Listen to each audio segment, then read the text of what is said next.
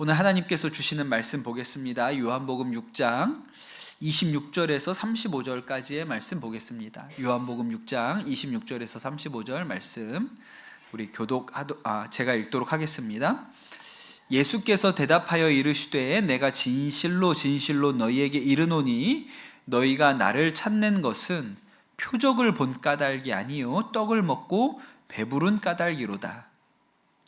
썩을 양식을 위하여 일하지 말고 영생하도록 있는 양식을 위하여 하라.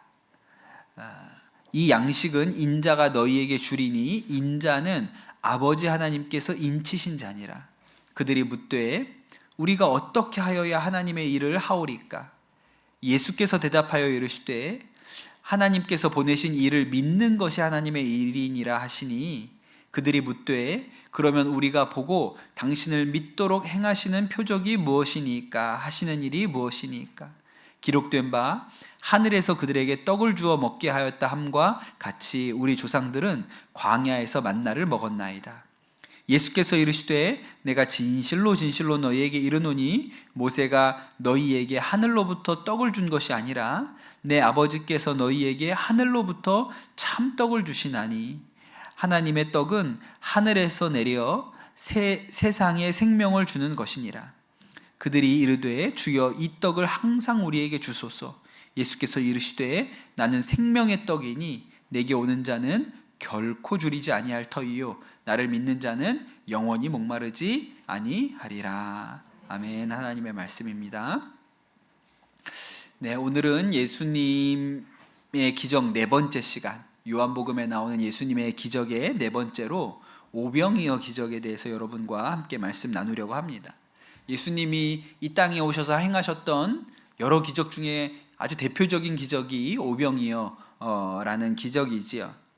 성경에 4개의 복음서가 있습니다. 4권의 책이 다 예수님의 생애를 다루고 있는데 그 중에 마태, 마가, 누가복음을 공관복음이라고 우리가 흔히 부릅니다. 공관이라는 말은 관점이 같다 이런 뜻이에요. 그래서 마태복음, 마가복음, 누가복음은 예수님을 바라보는 관점이 비슷합니다. 그 말은 요한복음만 좀 유별나게 다르다는 뜻이에요. 실제로 제가 해본 것은 아니지만 성경학자들이 요한복음에 나오는 이야기 중에 다른 공관복음에도 동시에 나오는 말씀은 한 8% 정도밖에 안 된다고 합니다. 그러니까 요한복음은 다른 복음서에 없는 이야기들로 거의 구성되어 있는 거예요. 그런데 그 8% 겹치는 얘기가 별로 없는데 그 중에 겹치는 이야기 중에 하나가 오병이어 기적입니다. 그러니까 오병이어 기적은 너무나도 선명한 거예요. 이 일이 있었던 것은 너무 선명하고 숫자도 잘 틀리지 않아요.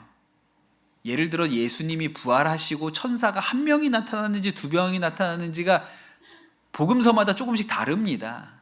그러니까 기억이 잘못된 거죠. 그리고 정신없이 누구는 너무 정신이 없어서 천사를 2명 본 사람도 있고 1명 본 사람도 있고 이럴 수도 있는 거죠. 그런데 오병이어 사건은 숫자도 거의 틀리지 않아요. 떡 5개와 물고기 2마리 그리고 5,000명 먹였습니다. 그런데 요한복음은 똑같이 이 얘기를 하면서도 조금 독특해요. 다른 복음서 같은 경우는 그 오병이어에 등장하는 제자들의 이름이 안 나옵니다. 그런데 유독 요한복음에만 제자들 이름이 나오거든요. 이거 5,000명 먹이려면 돈 얼마나 드는지 누가 계산했어요? 빌립이 했습니다. 빌립이 딱 보니까 야 이거 안 되겠는데 이러면서 이만큼 돈이 들 겁니다 그랬고 그 물고기 2마리와 떡 5개 가진 아이를 데리고 왔어요. 누가 데리고 왔죠? 안드레가 데리고 왔습니다. 그 이름은 요한복음에 밖에 안 나와요. 그런데 이 제자들의 반응도 사실은 그 얘기만 가지고도 설교 하나를 할 수 있는데 오늘은 말씀을 좀 전체적인 맥락에서 그렇게 보면 좋겠습니다. 이 요한복음에 나오는 오병이어 사건의 핵심적인 내용, 주제는 그 오병이어 기적 결론에 나옵니다. 보통 우리가 국어나 영어 이렇게 시험 볼 때 지문이 나오잖아요. 그리고 주제를 찾으십시오라고 하는데, 여러분 이렇게 주제를 찾으라는 문제가 나왔을 때는 어디를 유심히 봐야 될까요? 맨 처음과 맨 끝을 유심히 봐야 될 필요가 있어요. 예를 들어서 옆집 순이는 공부를 잘한다. 국어는 90점을 받았다. 수학은 반에서 2등했다. 과학은 전교에서 2등했다. 라는 지문이 있으면 주제가 뭘까요? 성급한 사람은 끝까지 안 읽고 옆집 순이는 공부를 잘한다. 이게 답이라고 쓰는 거예요. 그런데 끝에 한 줄이 이렇게 나온 거예요. 끝에 한 줄이. 끝에 한 줄이 뭐라고 나오냐면 그런데 나보다는 못한다. 이렇게 한 줄이 나왔어요. 이 글은 순이가 공부를 잘한다는 게 주제일까요? 아니에요. 내가 공부를 잘한다는 게 주제예요. 그 끝에를 봐야, 끝에 뭐라고 썼는지를 봐야 이게 이 사람이 하려는 얘기구나 라는 걸 알 수 있거든요. 마태, 마가, 누가복음은 오병이어의 끝이 거의 비슷합니다. 뭐라고 끝나냐면 배불리 먹고 12광주리가 남았다 이렇게 끝나요. 그러니까 하고 싶은 말은 예수님께서 이렇게 놀라운 일을 하셨어. 5,000명이 먹고도 12광주리가 남았네. 예수님 대단한 분이지. 하나님의 아들이잖아. 이 얘기가 하고 싶은 거거든요. 근데 요한복음은 달라요. 요한복음도 비슷하게 끝나는 것 같아요. 이에 거두니 보리떡 5개로 먹고 남은 조각이 12바구니에 찼더라. 뭐 똑같이 끝나네? 아니에요. 거기서 끝이 안 납니다. 뭐라고 나오냐면 이는 참으로 세상에 오실 그 선지자라 하더라. 사람들이 감탄을 하고 나서 그 다음에 그러므로 예수께서 그들이 와서 자기를 억지로 붙들어 임금으로 삼으려는 줄 아시고 다시 혼자 산으로 떠나 가시니라. 다른 복음서에는 이런 진술이 없어요. 사람들이 이 5,000명을 먹이신 기적의 사건을 보고 예수님을 자신들의 왕으로 삼으려 했다는 거예요. 사람들이요, 뭘 먹잖아요? 그럼 바뀝니다. 지금도 선거에 나오는 사람들의 공약을 잘 들어보십시오. 어떻게 하면 잘 먹고 잘 살게 해줄 건지에 대해서 이야기합니다. 그리고 그 중에 제일 마음에 드는 사람을 우리가 뽑는 거예요. 군인교회 목회할 때 보면 보통 군대는 기천불이 모여 있어요. 기천불이 뭡니까? 기독교, 천주교, 불교, 종교시설이 이렇게 같은 구역 안에 함께 있습니다. 제가 그 인천에 있는 해군부대에서 사역할 때 모여 있었죠. 교회를 중심으로 좌측엔 법당이, 우측에는 성당이 이렇게 있었어요.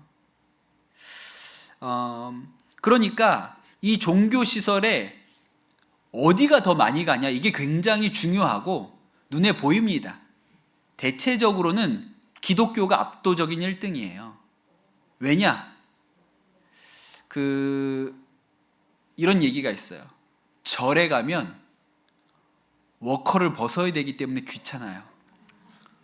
신발을 벗고 들어가야 되는데 요즘 군화는 다른지 모르겠는데 옛날에 이거 끈을 다 풀어야 돼서 귀찮아요. 성당에 미사 드리러 가면 자꾸 중간에 일어나야 돼요. 앉았다 일어났다 앉았다 일어났다 하거든요. 근데 교회는 대체로 그냥 앉아만 있어요. 신발도 안 벗어요. 푹 자고 일어나면 한 번 일어서고 끝나요. 그래서 교회를 많이 간다 뭐 그런 얘기가 있는데, 그것보다는 목사님들이 열심히 해요. 다른 데보다 훨씬 열심히 하죠. 그런데 가끔 이 순위가 이렇게 엎치락뒤치락 할 수가 있는데, 어떤 시설에서 뭘 주는지, 먹을 걸 뭘 주는지에 따라서 순위가 뒤집어지긴 합니다. 그래가지고 이것 때문에 경쟁을 하거든요. 그래서 훈련소 같은 데서는 초코파이로 일괄 통일하라, 뭐 너무 경쟁적이니까 그런 지침이 있기도 해요. 제가 해군에 있을 때 일단은 성당은 경쟁이 안 됐습니다. 왜냐하면 신부님이 안 계셨거든요. 외부에서 오시는 신부님이 그냥 주일에 오후에 오셔서 잠깐 미사만 드리고 가시니까 그냥 뭐 경쟁이 안 됐고, 이제 절이 저희 경쟁 상대인데 교회는 늘 점심 식사를 대접을 했습니다. 우리 교회를 섬기셨던 장로님, 권사님 내외가 있으신데 우리 김옥순 권사님께서 매주 미역국을 끓이셨는데 정말 미역국의 달인이에요. 진짜 집밥 같은 그런 미역국 늘 끓이셨어요. 얼마나 맛있는지 모릅니다. 그런데 옆에 있는 법당은 그 법당을 섬기는 간부들이 없다 보니까 뭘 해 먹일 방법이 없습니다. 그래가지고 뭘 했냐? 피자를 맨날 시켜가지고 먹였어요. 그러다 보니까 슬금슬금 애들이 절로 많이 가는 거예요. 군인들이 미역국보다는 피자가 더 땡기죠. 그러니까 피자 주는 절로 슬금슬금 가는 거예요. 제가 이렇게 보다가 이건 아니다, 한번 이 흐름을 끊어야겠다 이렇게 생각을 하고 저희 장로님에게 말씀을 드렸는데, 장로님, 저희가 이 흐름을 좀 끊어야 될 필요가 있습니다. 절에서는 절대로 할 수 없는 걸 교회에서 한번 하시죠. 그랬더니 뭘 할까요? 그렇게 장로님 물어보시길래 삼겹살 파티를 한번 하시죠. 절은 죽었다 깨나도 따라 할 수가 없습니다. 그래서 장로님이 좋은 생각이라고, 그래서 저기 어디 인천에 그 고기 파는 도매시장에 가셔가지고 삼겹살을 어마어마하게 사오셨어요. 그래가지고 그 전날부터, 그 전주부터 막 광고를 해가지고 그날 어마어마하게 왔습니다. 어마어마하게 와서 하여튼 배 터지게 먹었는데, 나중에 애들 먹는 거 보니까 불교 군종병이랑 성당 군종병도 다 와서 먹고 있더라. 이것들이 그냥 하여튼 고기 먹는 데니까, 삼겹살 먹는 데니까 절이건 성당이건 다 와가지고 먹고 있는 거예요. 그러니까 먹는 게 이렇게 중요하죠. 저는 외국살이를 안 해봐서 잘 모르겠는데, 외국에 살면 한인교회, 그렇게 교회를 가야 된다고 하잖아요. 유학생들이 왜 그렇게 교회 갑니까? 가서 비빔밥 한 그릇 얻어 먹고 오려고, 한국 음식 한번, 김치 한 쪽 먹고 오고 싶어서 그렇게 교회 가는 거잖아요. 저도 대학생 때 인도 여행하다가 너무 고생하고 힘든데 한인교회가 있는 게 아니라 한국 절이 있다 그래가지고 거기 불교 성지까지 찾아가가지고 그 절에 갔더니 한국 스님이 그 신라면을 끓여주시는데 얼마나 맛있는지, 김치는 없는데 오이소박이를 담아서 내주시는데, 야, 이건 절에 가도 되겠다, 이건 막 이런 생각이 들어요. 그러니 여러분, 예수님이 5,000명을 먹이시는 일을 사람들이 눈으로 봤잖아요. 눈 뒤집히죠. 이건 눈 뒤집히는 일이에요. 야, 저 사람 우리 왕으로 세워야겠다. 근데 예수님이 그것을 아시고 피하셨던 것이죠. 근데 이 사람들이 눈이 뒤집혔잖아요. 5,000명 먹는 걸 보니까 눈이 뒤집히잖아요. 그럼 이분이 안 보이면 그냥 떠나셨나 보다, 이렇게 생각을 해야 되는데, 예수님을 찾아 나서요. 말씀을 보니까 배를 나누어 타고, 대단한 사람들이죠. 배를 타고 쫓아간 거예요. 어디로 갔는지. 가버나움까지 따라와서 예수님을 찾습니다. 그리고 이제 오늘 말씀이 나오는 거예요. 예수님이 뭐라고 얘기하시냐면, 너희가 나를 찾는 것은 표적을 본 까닭이요, 떡을 먹고 배부른 까닭이다, 이렇게 얘기를 하세요.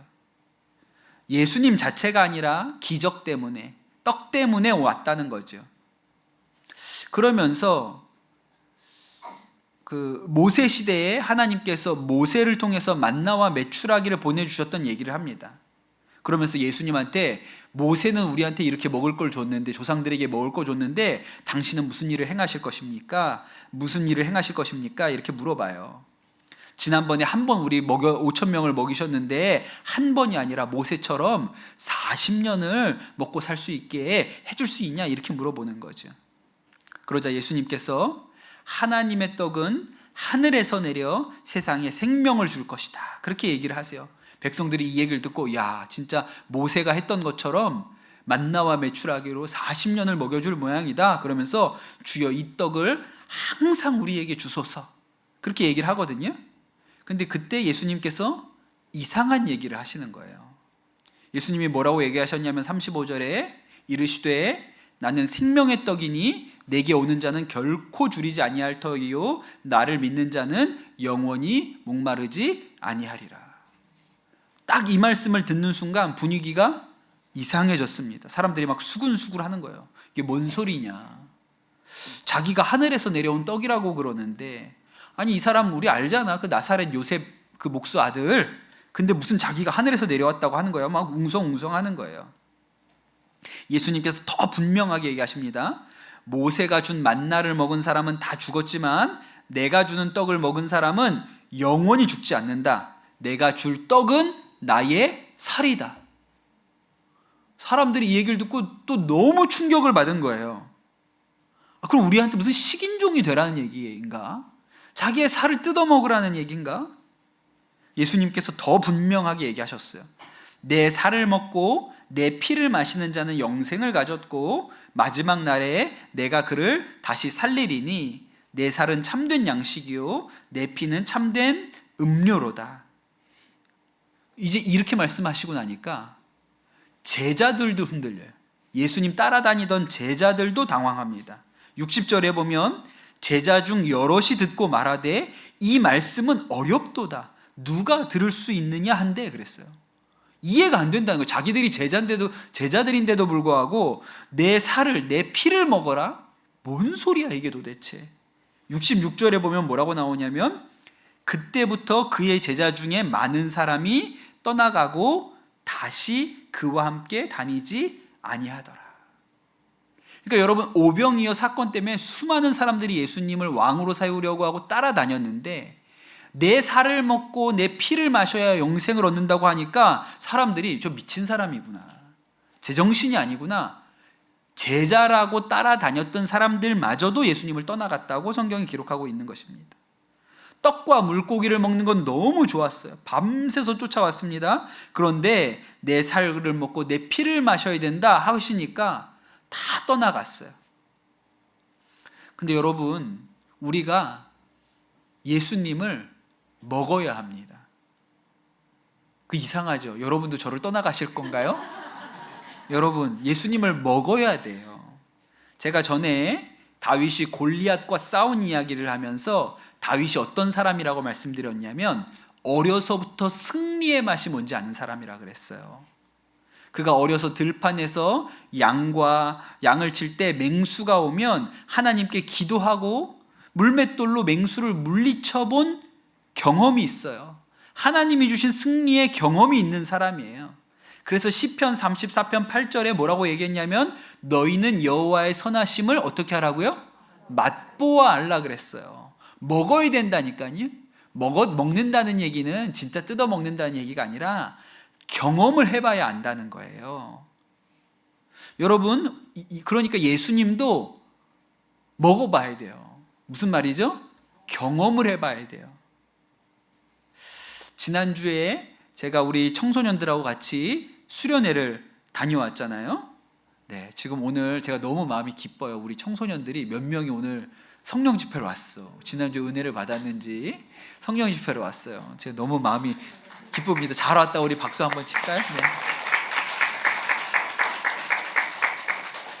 근데 제가 우리 청소년들 집회할 때도 이 얘기를 했는데 첫 시간에 이 얘기를 했는데 작년에 우리가 여름 수련회에 전교인 수련회를 했거든요. 그때 우리 청소년들이 그 전교인 수련회 때 예배 드리는 모습을 보고 제가 되게 충격받았어요. 왜냐하면 정말 하나님을 경외하는 모습이 1도 없었어요. 야, 심각하구나. 진짜 심각하다고 생각했거든요. 사실 작년에 6월에 우리가 전교인 수련회 하고 여름에는 청소년들 데리고 저 중국으로 단기 선교를 갈 생각을 했거든요. 그 제가 접었어요. 얘네들 데리고는 못 간다. 이거는 무슨 단기 선교가 아니고 얘네들 중에 예수님을 만난 사람이 거의 없는 것 같다. 그러니까 우리 아이들이 이렇게 행동을 하잖아요. 예배 때 어떤 태도를 보이잖아요. 그게 그냥 태도가 중요한 게 아니라 그 마음에 있는 것 때문에 태도가 나오는 거거든요. 그러니까 그 태도를 지적하는 게 중요한 게 아니고 태도를 보고 이 아이들의 마음에 뭐가 있는지를 확인하는 게 너무 중요한 거죠. 근데 제가 우리 아이들 예배 드리는 태도를 볼 때는 하나님이 없어요. 그 되게 제가 충격을 받았습니다. 근데 이제 생각을 해보면 작년 여름에 전교인 수련회 했고 그 전 겨울에는 아이들 연합 수련회를 데리고 왔었고 그 전 여름에는 강원도로 전도 여행을 갔어요. 그러니까 우리 아이들이 이렇게 말씀에 집중적인 훈련을 받아본 적이 없다. 그렇게 한 2년 지나가니까 야, 진짜 이 아이들 마음에 말씀의 역사가 없구나. 제가 그런 생각을 해가지고 딱 그 6월 달에 아이들 수련회 하는 모습 보고 아주 제가 마음을 강하게 먹었습니다. 하여튼 너는 겨울에 보자 이것들아. 제가 그런 생각을 했고 하여튼 작심을 했죠. 이번 겨울에는 뜰뜰 볶아야겠다 이런 생각을 좀 했어요. 근데 여러분 벌써 교회 밥을 먹은 지가 몇 해, 10몇 년을 애들이 먹었거든요. 교회 밥을. 물론 우리 교회 밥을 안 주긴 하지만 하여튼 교회 라면을 도대체 몇 그릇을 먹은 거예요. 얘네들이 컵라면을. 근데 교회 와서 밥은 먹었는데 예수님을 먹어보지 못했다면 그게 얼마나 불행한 일입니까? 예배는 나오고 수련회는 쫓아다녔는데 정작 예수님을 경험한 적이 있느냐라고 물어보면 없다면 얼마나 안타까운 일이에요. 아직 그렇게 교회를 다니고 예배를 드리고 주일마다 나왔는데 아직 영생을 얻지 못했다면 정말 두렵기도 하고 불행하기도 한 일이죠. 그래서 제가 이번 겨울 수련회 때 작심을 하고 2박 3일 하는데 말씀 듣는 시간만 8번인 거죠. 창조, 타락, 죄와 구원, 은혜, 믿음으로 사는 삶까지 집중적으로 말씀을 나눴거든요. 마치 이제 우리 아플 때 병원 가면 무슨 고용량 뭐 이런 거 뭐 맞잖아요. 농축해서 맞잖아요. 그런 것처럼 좀 그렇게 할 필요가 있다는 생각을 했습니다. 그런데 여러분 우리가 하나님 말씀을 통해서 예수님을 경험하죠. 우리가 죄인이고 예수님께서 우리 죄를 위하여 죽으셨다는 것이 마음 가운데 믿어지고 또 우리의 죄가 용서되었다는 것이 믿어지고 이렇게 되는 게 엄청 놀라운 일입니다. 그게 사실은 예수님의 살과 피를 먹는 일이에요. 내가 지옥 갈 죄인이었다가 용서받고 하나님의 자녀가 되었다는 것이 마음으로 믿어진다. 이거 얼마나 놀라운 일입니까? 제가 수련회 때도 우리 아이들하고 얘기를 했는데 근데 우리는 왜 안 믿어질까? 왜 안 믿어질까? 사실 이유는 간단합니다. 여러분 왜 안 믿어지는지 아세요? 왜 안 믿어질까요? 달라진 게 없으면 안 믿어집니다.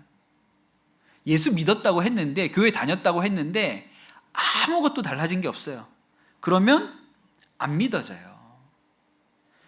교회를 몇십 년 다니고 교회 밥을 그렇게 주구장창 먹었는데도 바뀐 게 없어요? 그럼 안 믿어지죠. 예를 들어서 제가 흔히 하는 설명으로 예수님 영접하고 났더니 등에 날개가 돋아났어요? 그럼 그 자리에서 믿어지겠죠.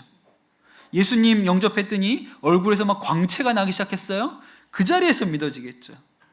아니면 예수님 영접했더니 마치 이렇게 아토피가 있었는데 아주 뭐 아기 피부 같은 피부가 됐어요? 그래도 그 자리에서 바로 믿어집니다. 왜냐하면 경험이 생겼으니까. 변화가 생겼으니까.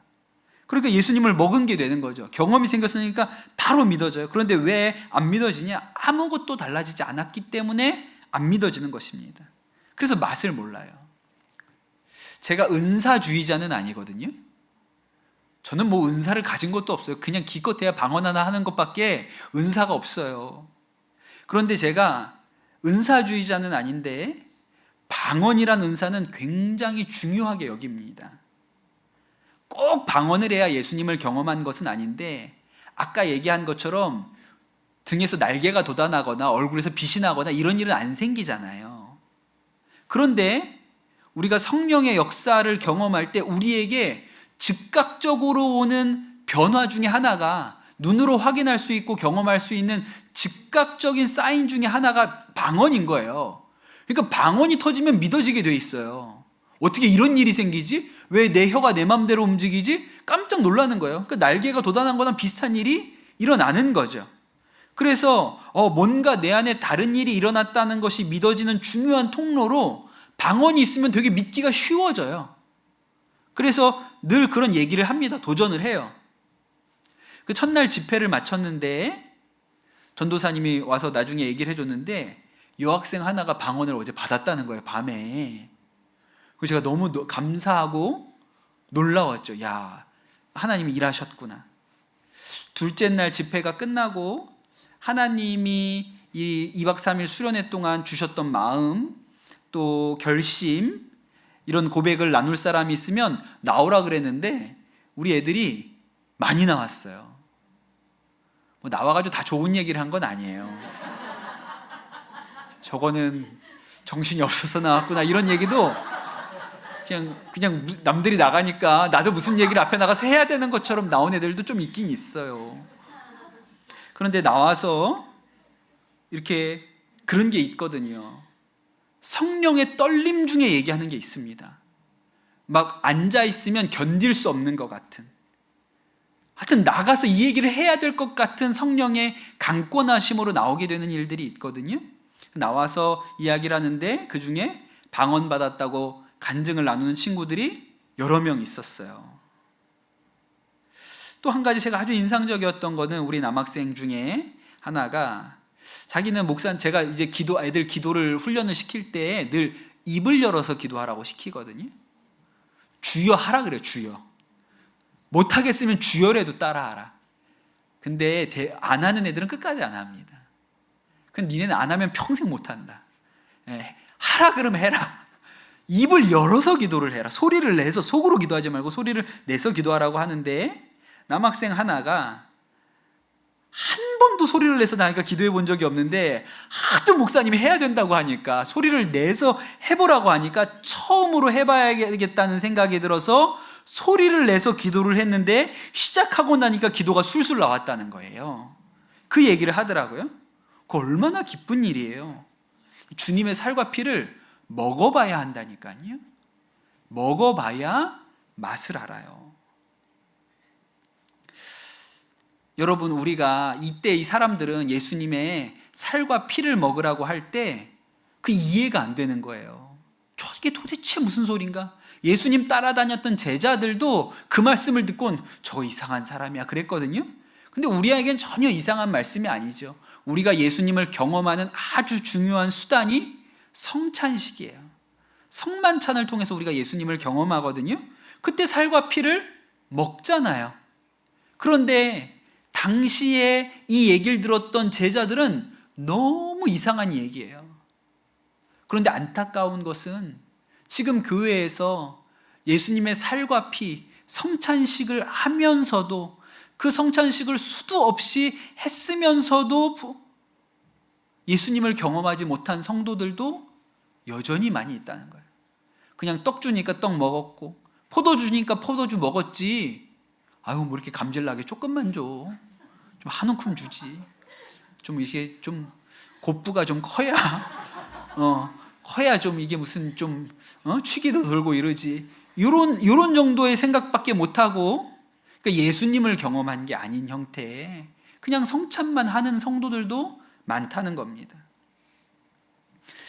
그 1972년에 그 우루과이에서 칠레로 가던 비행기가 안데스 산맥에서 추락한 사건이 있었습니다. 그 비행기에는 우루과이 대학의 럭비 선수단, 응원단 이렇게 타고 있었는데 추락했어요. 이 사람들이 여러 사람이 죽었는데 몇몇만 살아남았는데, 라디오가 하나 살아남아서 방송을 듣는데 도저히 못 찾아서 이제 수색을 포기한다. 그들이 안데스산 중턱에 이렇게 살아있는데도 불구하고 수색을 중단한 거예요. 결국 그들이 견디다가 67일 만에 두 사람이 목숨을 걸고 산을 내려와 가지고 구조 요청을 합니다. 그래서 가봤더니 16명이 살아있는 거예요. 한동안 그들이 이렇게 살아있었던 일들이 기적이라고 했는데 뭘 먹고 견뎠냐? 아무도 이야기하지 않았습니다. 나중에 한참 지나고 나서야 그들 안에 증언이 나오기 시작했죠. 죽은 동료들의 살을 베어서 먹으면서 살아남았다, 그런 얘기를 한 거죠. 그런데 그 살아남았던 생존자 중에 호세라는 청년이 뭐라 그랬냐면, 내가 그렇게 카톨릭 신자로 주일마다 성만찬을 받았는데 한 번도 내가 예수님의 살과 피를 먹는다고 생각해 본 적이 없다는 거예요. 그런데 그 산에서 친구가 죽어가면서 내 살을 먹고라도 살아야 돼, 너 피하지 말고 내 살이라도 잘라서 먹고 넌 살아서 내려가. 그래서 친구의 살을 잘라서 먹을 때 예수님께서 나를 위해서 죽으신 것이 비로소 믿어졌다. 성만찬이 무엇인지를 비로소 알았다. 그런 이야기를 합니다. 그런데 여러분, 이런 경험을 누구나 합니까? 아니에요. 아주 극단적인 경우에 예외적인 상황에서만 하는 것이죠. 그런데 여러분, 오늘 말씀을 보면 대부분의 사람들이 예수님이 주신 떡과 물고기만 먹고 떠났습니다. 살과 피를 먹어야 된다고 하니까 제자들마저도 전 무슨 소리야, 이해할 수가 없어. 그리고 떠났어요. 그런데 안 떠나고 남아 있었던 사람들이 있습니다. 67절에 보니까 예수님께서 제자들을 향해 물어보세요. 너희도 가려느냐? 너희도 이 자들처럼 나를 떠나려느냐? 그때 시몬 베드로가 예수님께 뭐라고 대답했냐면, 주여, 영생의 말씀이 주께 있사오니 우리가 누구에게로 가오리까? 그렇게 답을 합니다. 정말 너무 대단한 답이에요. 우리 베드로 형님은 뒷걸음치다가 쥐잡는 데 선수예요. 이분은 시험 답안 밀렸었는데 100점 맞는 분이에요. 그냥 아무 생각 없이 그냥 얘기했는데 너무 기가 막힌 대답을 할 때가 있어요. 예수님이 너희도 가려느냐? 그랬더니 베드로 형님이 주여, 영생의 말씀이 여기 있사온데 우리가 누구에게로 가겠습니까? 그랬거든요. 그런데 솔직히 베드로가요, 그때 그 말이 무슨 말인지 몰라요. 예수님의 살을 먹고 예수님의 피를 먹어야 된다는 말을 베드로가 알겠습니까? 모르는 거예요. 도대체 무슨 소리인지 모르는 거예요. 그것은 나중에 제자들과 예수님의 마지막 밤에 포도주와 떡으로 식사하시고 나서 십자가에 죽으시고 부활하신 것을 경험하고 나서야 이해가 된 말이에요. 그때 그 말씀이 이 뜻이구나 라고 나중에 이해가 된 거거든요. 그런데 베드로가 무슨 말인지도 모르고 이해도 안 됐는데 영생의 말씀이 주님께 있습니다. 저는 잘 못 알아먹어도 그냥 예수님 옆에 찰싹 붙어 있으랍니다. 제가 뭔 뜻인지는 잘 모르겠는데 그래도 예수님한테 하여튼 붙어 있을게요 라고 그가 믿음으로 받았던 것입니다. 여러분, 우리가 흔히 이해가 되어야 믿는다고 생각하거든요. 근데 그렇지가 않아요. 이해되어서 믿는 게 아닙니다. 믿고 따라가 보니까 이해가 되는 거예요. 처음에는 이해가 안 돼요. 뭔 소린지 몰라요. 그런데 하여튼 떠나가지 않고 끝까지 따라가 보니까 이해되는 일이 오는 겁니다. 그러니까 우리가 다 알아서 믿는 게 아니고 다 깨달아서 믿는 게 아니에요. 지금 모르는 게 많지요. 지금 알지 못하는 게 많습니다. 나중에 하나님 앞에 가서야 알게 될 일들도 많아요. 예를 들어 자녀가 부모보다 먼저 하나님 품으로 갔어요? 그럼 모르는 거예요. 왜 하나님 그렇게 하셨나? 몰라요. 그런데 떨어져 있지 않고 영생의 말씀이 주님께 있습니다. 내가 속상하고 너무 마음이 아프고 힘들어도 영생의 말씀이 주님께 있습니다 라고 믿고 끝까지 따라가면 나중에 깨닫게 되는 일이 오고 믿어지는 일이 따라옵니다. 이것이 역사예요. 그러니까 우리가 다 먹어보고 경험해보고 다 알 수는 없지요. 그런데 하나님의 말씀이 옳다고 믿고 따라가 보면 나중에 이 말씀이었구나, 이 뜻이었구나 라고 알게 되는 때가 옵니다. 고린도전서에 우리가 지금은 거울로 보는 것처럼 희미하지만 나중엔 얼굴과 얼굴을 대고 보는 것처럼 정확하게 알 때가 온다고 했어요. 여러분, 우리가 이 땅에서 하나님께서 경험하게 해주시는 건 너무 복된 일이죠. 그러나 다 경험하고 알 수는 없습니다. 그런데 베드로가 그냥 몰라도 이해 못해도 맞습니다, 아멘입니다 그러고 따라갔더니 나중에 보니까 이 말씀이었구나 믿어지는 일도 오더라는 거예요. 여러분, 그런 은혜가 여러분에게 있게 되시기를 축복합니다. 여러분, 일단 믿고 따라가 보면 깨닫게 되는 일이 오고 열리는 일도 오고 알게 되는 일도 옵니다. 그러니 우리가 아니라고 하지 말고 하나님 말씀이 선포되면 아멘입니다. 아멘입니다. 몰라도 아멘입니다 하고 쫓아가다 보면 하나님께서 우리에게 깨닫게 하시고 경험으로 보게 하시고 하시는 일이 오는 것이죠. 여러분, 우리에게 하나님께서 그런 은혜 주시고 우리가 그냥 생선과 떡만 찾는 자들이 아니고 영생의 말씀을 찾아가는 은혜가 여러분에게 있게 되시기를 축복합니다. 우리 같이 찬양하고 오늘 주신 말씀 붙들고 기도하도록 하겠습니다.